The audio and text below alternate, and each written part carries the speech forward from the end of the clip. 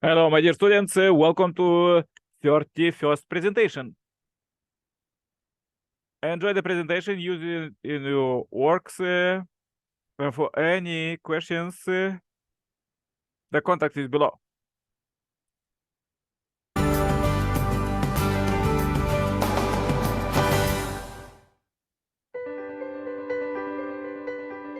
Welcome to the Path to Happiness, an introduction to the unification principle. I'm your host, Dr. Tyler Hendricks. In our last session, we covered the failure of the second national course to restore Canaan and prepared to start the third national course. This is getting long, right? Out in the wilderness, it seems a long way from the ideals of marriage and family.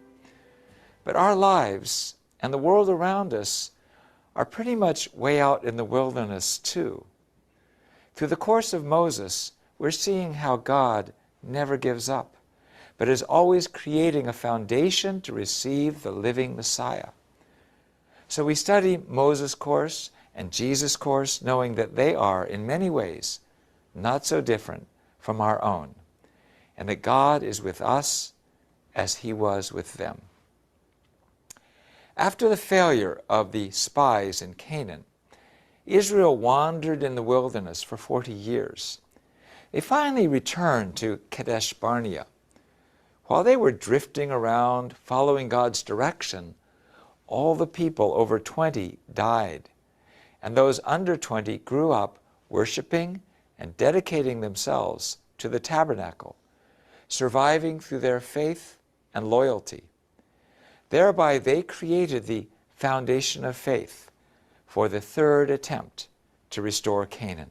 This started on the foundation of departing from Kadesh Barnea. If the people of Israel honored the tabernacle and followed Moses without complaint, the foundation of faith would have been completed, and the foundation of substance would have been fulfilled, centered on Moses, and they could have entered Canaan. In order to complete this course and indemnify the people's complaining, God had Moses strike the rock in front of everyone to bring forth water for them to drink. On the condition of drinking the water from the rock, they would have entered Canaan with the foundation of substance completed. But this time, the central person, Moses, made a mistake. Moses grew angry against the people who were complaining that there wasn't any water. He hit the rock twice instead of just hitting it once. Because he struck the rock twice instead of once, the providence was not established, and Moses had to stay behind in the wilderness with the promised land right in front of his eyes. Why was it such a sin to strike the rock twice? The rock is the root of the tablets of stone on which was written the Ten Commandments, which represented Adam and Eve. Striking the rock one time symbolized turning the dead Adam into a living Adam, Jesus Christ. So Christ is called the rock of our salvation. Therefore, to strike the rock and produce water from it was to show that Jesus would return in the position of the reborn Adam and save humankind with the water of life.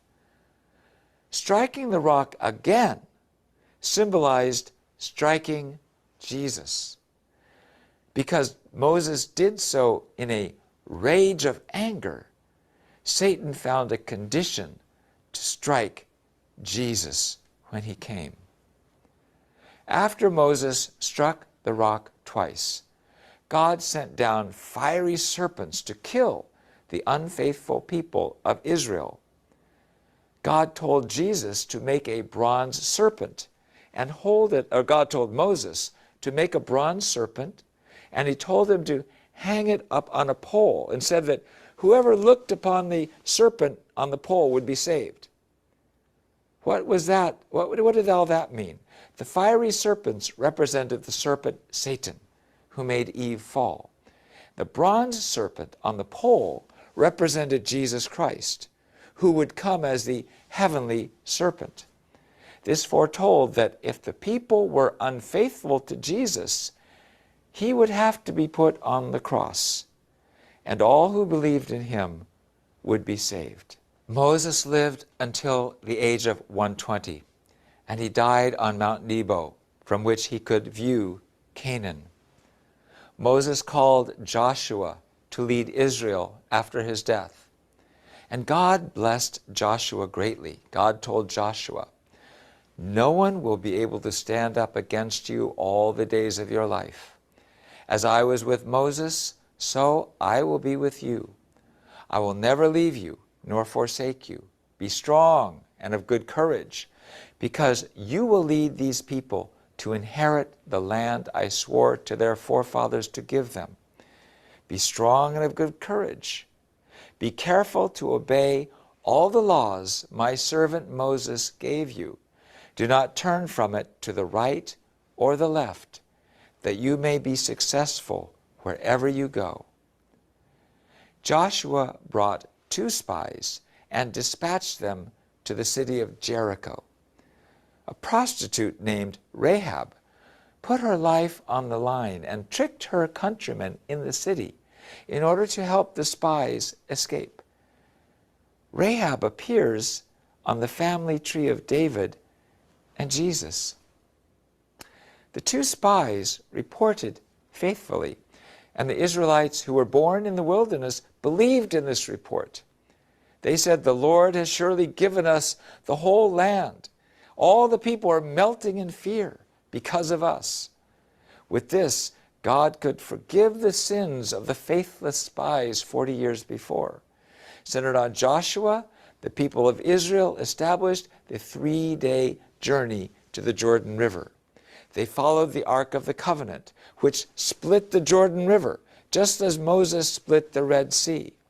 The priests who carried the Ark of the Covenant of the Lord stood firm on dry ground in the middle of the Jordan, while all Israel passed by until the whole nation completed the crossing on dry ground. This was showing how good and evil would separate in front of Jesus Christ and the Holy Spirit, and how the saints who are forgiven will enter Canaan. After the people of Israel crossed the Jordan River, they had a representative of each of the 12 tribes place a rock from the riverbed, and they built an altar. This showed that the 12 disciples of Jesus would unite as one. They made camp and they conducted circumcisions. The people born in Egypt had all received circumcisions, but those who had been born in the wilderness had not. They were supposed to establish the history of separation from Satan before they entered the land of milk and honey, promised by God. Following the Passover, they attacked the walls of Jericho. 7 chief priests blew trumpets and marched before Jehovah, and the Ark of the Covenant followed them. Armed soldiers marched in front of the 7 chief priests, and the rear guard cohorts followed the Ark. For 6 days they circled the city once a day. On the 7th day, the 7 chief priests circled it 7 times, blowing the trumpets. And when Joshua shouted, "God gave you this city," and the people shouted also, the impregnable walls of Jericho collapsed. This showed that the wall of Satan between heaven and earth will crumble because of Jesus. After a while, Joshua defeated 19 kings in the battle of Beth Horon and 12 kings in the battle of Merom. This showed that Jesus, as the King of creation, would defeat the reign of evil and establish heaven on earth. The third national course to restore Canaan completed 430 years of slavery in Egypt, life in the wilderness, under conditions of severe heat, thirst, hunger, and a harsh environment, and with Joshua as their new leader, leading them into the land promised by God, Canaan.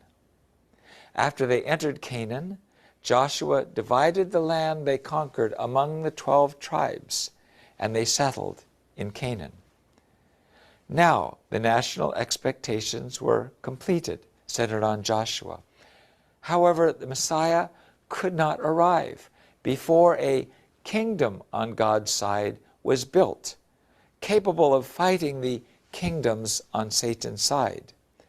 As we shall see, even the Israelites born in the wilderness gradually turned faithless, and the providence was prolonged to Jesus.